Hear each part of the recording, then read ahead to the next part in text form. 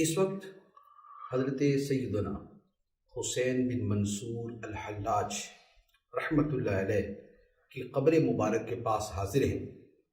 آپ کو عام طور پہ شاہ منصور یا منصور حلاج کے نام سے یاد کیا جاتا ہے، جبکہ اصل نام آپ کا حسین بن منصور الحلاج ہے۔ تاریخ اسلام میں جن ہستیوں کے بارے میں علماء کے درمیان بڑا شدید اختلاف ہوا، ان میں پہلے نمبر پہ حضرت حسین بن منصور الحلاج کی شخصیت ہے، جو اکثر اہل سنت کا موقف ہے۔ اعلیٰ حضرت علیہ رحمہ نے بھی جسے بیان فرمایا، اور اکابر اولیاء اور علماء نے جو بیان کیا وہ یہ ہے کہ حضرت حسین بن منصور حلاج علیہ رحمہ بڑے برگزیدہ ولی تھے اور ولایت کے ایسے مراتب تک پہنچے ہوئے تھے جہاں تک بہت سے لوگوں کی رسائی نہیں تھی، اور جو آپ نے باتیں کی وہ عام لوگوں کی سمجھ سے بالا تھیں، ورا تھی۔ آپ کی جو شخصیت ہے، آپ کا وہ زمانہ ہے جو حضرت جنید بغدادی، حضرت سہل بن عبداللہ تستری اور حضرت ابو بکر شبلی رحمۃ اللہ علیہ کا زمانہ ہے۔ آپ نے جو علم حاصل کیا یہ حضرت عمر بن عثمان المکی علیہ رحمہ سے حاصل کیا، حضرت سہل بن عبداللہ تستری رحمۃ اللہ علیہ سے حاصل کیا، اور پھر آخر میں حضرت جنید بغدادی رحمۃ اللہ علیہ کے پاس بھی آپ کا آنا جانا ہوا ہے۔ آپ کے سامنے باطن کے ایسے معارف اور ایسے مکاشفات کھل گئے کہ جن کا بیان کرنا درست نہ تھا۔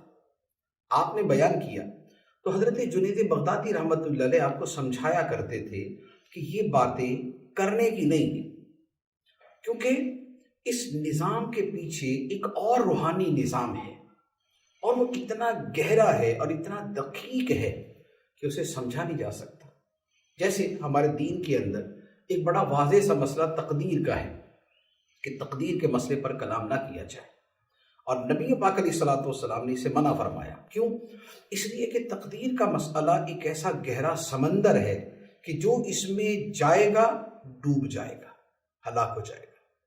یہی معاملہ وحدت الوجود کے مسئلے کا تھا، جو حضرت حسین بن منصور حلاج نے بیان کرنا شروع کیا، اور حضرت جنید بغدادی علیہ رحمہ نے سمجھایا کہ اس پر کلام نہ کریں، کیونکہ بات یہ ہے کہ ہر شے کے بیان کے لیے کافی الفاظ دنیا میں موجود ہی نہیں۔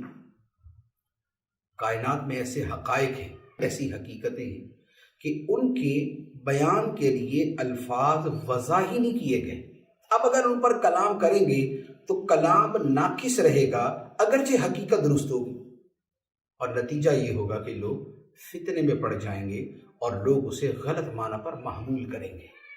لیکن بہرحال جو ہوا سو ہوا کہ حضرت حسین بن منصور الحلاج نے وحدت الوجود کے مسئلے پر کلام کرنا شروع کیا، اور آپ کے جملے اس حوالے سے معروف ہیں جنہیں شطحیات کہا جاتا ہے، اور پھر اس کا نتیجہ بھی وہی ہوا جو ایسے اسرار کو ظاہر کرنے کا ہوتا ہے، کہ خدا کے وہ اسرار کہ جنہیں بیان کی اجازت نہیں اور جن کا پورا مفہوم لوگ سمجھ نہیں پائیں گے، تو پھر اسے گردنیں کٹتی ہیں، اسے گردنیں کٹتی ہیں۔ ہر علم بیان کا نہیں ہوتا۔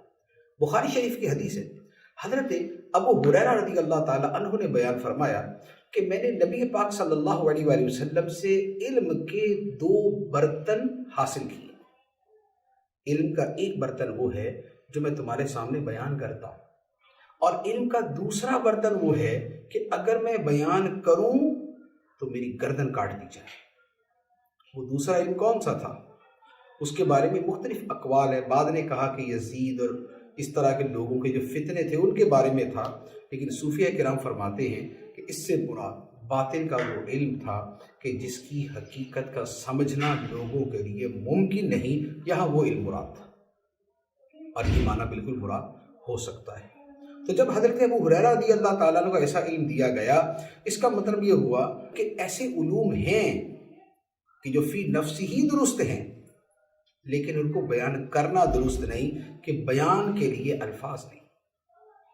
اب جو حضرت حسین بن منصور حلاج علیہ رحمہ کا جو واقعے کا خلاصہ ہے، اس میں ایک بات جو بار بار لوگوں کی زبان پہ آتی ہے وہ وحدت الوجود کا مسئلہ ہے۔ وحدت الوجود کا مسئلہ ہے کیا؟ تو یہ بات وہی ہے کہ اس پر جتنا مرضی کلام کر لیا جائے الفاظ کے ذریعے سمجھ نہیں آئے گا، کیونکہ یہ مسئلہ قول کا نہیں ہے، حال کا مسئلہ ہے۔ یہ مسئلہ الفاظ کا نہیں، وجدان کا مسئلہ ہے۔ اس کو بتایا نہیں جا سکتا، ہاں اسے محسوس کیا جا سکتا ہے، اور محسوس بھی تب کیا جا سکتا ہے کہ جب معرفت اور ولایت کے اس مرتبے پر فائز ہو۔ اس لیے اس مسئلے پر سینکڑوں کتابیں لکھی گئی، وحدت الوجود، وحدت الشہود، سینکڑوں کتابیں لکھی گئی، لیکن اس کے باوجود آج تک اس مسئلے میں اختلاف موجود ہے۔ لہٰذا اس طرح کے جو مسائل ہوتے ہیں ان کے بارے میں ایک آسان حکم شرعی یہ ہے کہ جو عوام کی اکثریت ہے، بلکہ علماء کی بھی جو اکثریت، عوام تو تمام کے تمام، جو علماء بھی ہیں وہ بھی سیدھا سیدھا اللہ رسول نے جو قرآن حدیث میں بیان کیا ہے اسے پڑھے، سمجھے اور اس کے مطابق عمل کرے۔ اس سے آگے قدم بڑھائیں گے تو گڑبڑ شروع ہو جائے گی۔ لہٰذا ایسے جاہل صوفی، ایسے جاہل لوگ، چرسی، بھنگی، نشئی کہ جو بیٹھ کے وحدت الوجود کی باتیں کرتے ہیں اور کہتے ہیں کہ ہر شے خدا ہے معاذ اللہ، یا ہر شے میں خدا ہے معاذ اللہ، کفریہ جملے سیدھے سیدھے بولتے ہیں، اس طرح کے باتیں کرنا ایمان کے لیے تباہ کن ہے، تباہ کن ہے۔ لہٰذا ان مسائل کے اندر ہرگز کلام نہیں کرنا چاہیے۔ ہم اپنے سمجھنے کے لیے صرف ایک حد تک اتنی بات کر سکتے ہیں کہ جس سے شاید تھوڑا سا سمجھ آ جائے کہ اگر ایک موبائل کی لائٹ جلائی جائے تو وہ لائٹ جلتی ہوئی نظر آئے گی، یہ ٹھیک ہے، لیکن اگر سورج نکلا ہوا دوپہر کا وقت ہو اور سورج کی روشنی پوری آب و تاب کے ساتھ چمک رہی ہو، اور اس روشنی کے اندر اگر آپ موبائل کی چھوٹی سی لائٹ کو رکھیں گے اور صحرا کے اندر دور سے دیکھیں گے تو موبائل کی لائٹ آپ کو نظر نہیں آئے گی۔ کیوں؟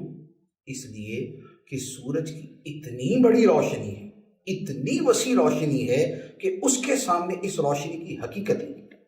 اور یہاں ہم کہیں گے کہ بھائی سورج کے سامنے تو اس روشنی کا وجود ہی نہیں، روشنی کا وجود صرف ایک روشنی کا ہے اور وہ روشنی ہے سورج کی روشنی۔